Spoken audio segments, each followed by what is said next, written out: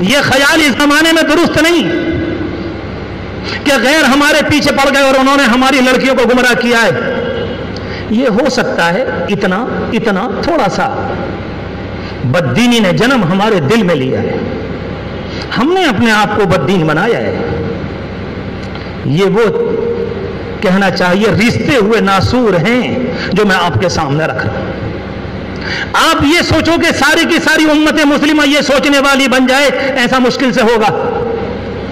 سوچنا انہی چند اللہ کے بندوں کو پڑے گا جو سوچتے چلے آئیں. اکثریت کو کچھ پتہ ہوتا نہیں, اسے چھوڑو, انہوں نے تو ہاتھ ملا لیا ہے. وہ تو جب کسی جگہ مجلس میں جاتے ہیں تو کہتے ہیں چلو تم ادھر کو ہوا ہو جدھر کی. ان کا مسلک یہ ہے, انہیں اس سے کوئی مطلب نہیں. مگر ہمارا دین تو ہم سے کچھ کہتا ہے.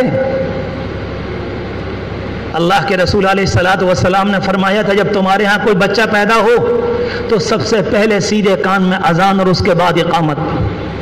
اس کے دل میں اللہ کے نام کی چھاپ مارو, کیونکہ جس دنیا میں یہ آیا ہے یہ اس دنیا باطل سے بھری ہوئی. وہ اس دن فرما کر گئے تھے. اور پھر یہ بھی آپ کی حدیثوں میں اشارہ ملتا ہے جس ماں کے پیٹ میں بچہ جنم لے رہا اور ابھی تعمیر ہو رہی ہے وہ اپنے آپ کو حرام سے بچا کے چلے. نہ تو یہ ہوا, نہ یہ ہوا, نہ یہ ہوا, نہ یہ ہوا. اور جب بچی پیدا ہو گئی غیروں کے ساتھ چلی گئی تو خون کے آنسو بہا رہے ہو. کاہے کو بہا رہے ہو؟ مکاری, مگرمچھ کے آنسو, صرف ڈرامہ, صرف دھوکہ دینا. جو تم نے کیا وہ تو ہے نہیں تمہارے سامنے. میرے عزیزوں, نہ علماء کے گھر بچ سکیں گے نہ امام کے بچ سکیں گے. اپنی وسعت کو پیدا کرو. اللہ کے رسول علیہ الصلوۃ والسلام نے ہمیں کچھ چیزیں بتائی تھیں جس کی بنیاد پر ہمارے ایمان کا تحفظ ہو سکتا ہے. نمبر 1 رب العالمین ذات کا کامل یقین. نمبر 1 کچھ بھی ہو جائے مجھے اللہ کی ذات کے ایمان کو اپنے دل سے نہیں نکالنا. ایمان اور یقین وہ نہیں جس کو میں اور آپ کہہ رہے ہیں, ایمان اور یقین وہ جس کو قرآن بیان کرتا ہے. یہ تو ہماری کمزوری ہے, ہم نے زبردستی اپنے متعلق طے کر لیا کہ نہیں معاملہ ٹھیک ہے. معاملہ کیا ہے؟ بلکہ میں تو سوچا کرتا ہوں اگر اللہ کی طرف سے یہ جمعہ کا انتظام نہ ہوتا تو شاید ہمیں تو کبھی توفیق نہ ہوتی, نہ ہم بیان کرتے, نہ ہم کہیں سنتے. میں کہا ہوا کرے سب ٹھیک ہے, ہم تو خاندانی مسلمان ہیں. اصل کہانی نمبر 1 پر اللہ کی ذات کے اوپر یقین اگر ہوگا تو اللہ, اور یہ کس وقت ہوگا؟ جب ماں باپ آخری درجے اس بچے کو ایمان اور ایمان اور ایمان پلائیں. کچھ بھی ہو جائے نہیں, بچے کے اندر ایمان گئے. اللہ کے رسول علیہ السلام نے فرمایا تھا 3 چیزیں ایسی ہیں اگر کسی اللہ کے بندے کے دل میں جمع ہو جائیں اسے ایمان کا مزہ مل گیا. 3 چیزیں ایسی ہیں اگر کسی اللہ کے بندے کے دل میں جمع ہو جائیں اسے ایمان کا مزہ مل گیا, حقیقت مل گئی. اس میں ایک یہ ہے ایمان کے بعد کفر میں جانا اسے ایسا لگے جیسے کوئی مجھے تنور کے اندر ڈال رہا ہے. کچھ بھی ہو جائے میں مر سکتا ہوں, میری گردن جا سکتی ہے, دنیا یہی تو کرے گی, اس کے علاوہ کیا کرے گی؟ اس کے علاوہ تو کچھ کر نہیں سکتی. لے دے کے ایک جان ہے دنیا اس کے پیچھے پڑتی ہے, مگر نہیں, میں اپنے سینے سے اللہ کے نام کو نہیں جانے دوں. اور یہ خود بخود نہیں ہوگا, یہ ماں باپ کی تربیت کے نتیجے. اس طرح کے اسکول بنائے گئے ہیں, میں تفصیل میں نہیں جاتا, بات لمبی ہو جاتی ہے. باقاعدہ اسکولوں میں محنت کی جا رہی ہے کسی طرح سے ان مسلم بچوں کو جمعے کی نماز نہ ملے. کالج کے پڑھانے والے بچوں کو تم سے کچھ کہہ رہا ہوں میں, اس طرح کی ترتیب بنائی جا رہی کسی طرح سے بچوں کو جمعے کی نماز نہ ملے.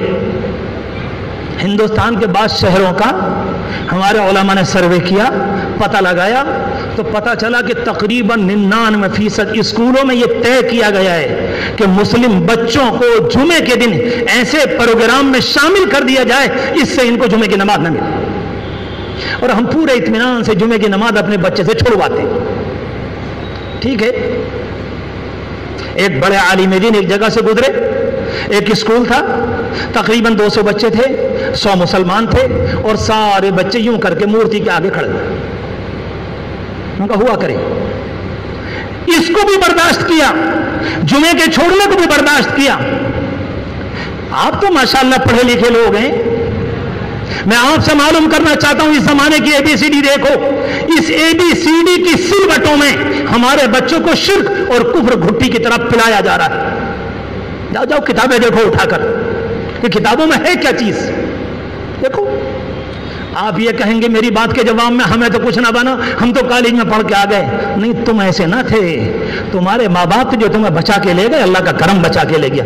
اس کو نکالو ذہن سے۔ بہت سے لوگ کہتے ہیں میری بات کے جواب میں نہیں، ہم تو بچ گئے۔ تمہاری ماں کیسی تھی، تمہارے باپ کیسے تھے؟ پرانے زمانے کی خواتین تھیں جن کے دل میں ایمان کا درد تھا۔ کبھی اللہ کی بندی نے مانگا ہوگا تمہاری پیدائش سے پہلے، یا تمہاری پیدائش جس زمانے میں تم پیٹ میں تھے، یا تمہارے پیدا ہونے کے بعد کہ اللہ میرے بچے کو کفر سے بچا لیجیے گا۔ ہو سکتا ہے کسی کی دعا بچا کر لے گئی، مگر ماحول اس طرح کا بنایا گیا کہ کسی ایک کا ایمان نہ بچے، ایک کا بھی نہ بچے۔ باقاعدہ تعلیم ہے 100%، اور ہم نے اس کا نام یہ رکھا کہ ایسی تعلیم ہے، اور غیر لوگ ہم پر محنت کر رہے ہیں اور ہم چلتے چلے۔ میرے عزیزو، میں نے شاید پچھلے ہفتے یا اس سے ایک ہفتہ پہلے یہ بات بتائی تھی، تنہا مہاراشٹر کے ایک علاقے کی اطلاع ہے، صرف ایک علاقے کی، کہ تقریباً 700 لوگوں نے اسلام کو چھوڑا ہے۔ اگر میں اور آگے بڑھ کر کہہ دوں، میں آپ سے معلوم کروں کہ اس زمانے میں اگر کسی انسان کو باطل کی جانب سے 25,000 روپے کی تنخواہ دی جائے، 25,000 روپے ہم تمہیں دیں گے، تم صرف یہ نعرہ لگا دیا کرو اور تم صبح کو یہ والا کام کر دیا کرو، ذرا دل پر ہاتھ رکھ کے بتاؤ کہ تمہارے شہر میں کتنے بچیں گے؟ آپ 25 کے کر رہے ہو، یہ تو 11 میں ایمان کو بیچنے کو تیار ہے۔ ابھی پچھلے ہفتے کی بات بتا رہا ہوں، کتنی خبریں آئیں۔ کوئی باپ آ کر کہتا مولانا دعا کر دیجئے، لڑکی غیر کے ساتھ جا رہی ہے۔ کوئی کہتا لڑکا طے کیا ہوا ہے کہ نہیں مجھے غیر سے شادی کرنی۔ آج سے تقریباً 2 مہینے پہلے اسی جگہ سر کے بعد بیٹھا ہوا تھا، اور ایک صاحب آ کر کہتے ہیں ایک لڑکی سے میں نے تعلق کیا ہے، وہ اسلام میں آنے کو تیار نہیں، میں آپ سے پوچھنے آیا ہوں کیا اس کی گنجائش ہے کہ کچھ دن کے لیے میں کافر ہو جاؤں؟ میں کہا تجھے تیری ماں ہوئے، اگر تم مر گیا تو جہنم کا ایندھن بنے گا۔ یہ سوال کرنے آیا ہے ایک مسلم معاشرے کا نوجوان، میں غیر کی بات نہیں کر رہا، جو مسجد کے پڑوس کا رہنے والا، غیروں کے بیچ میں رہنے والا، کس طرح سے کہوں، کس دل سے کہوں اپنے بزرگوں سے، دیکھو ہو کیا رہا ہے۔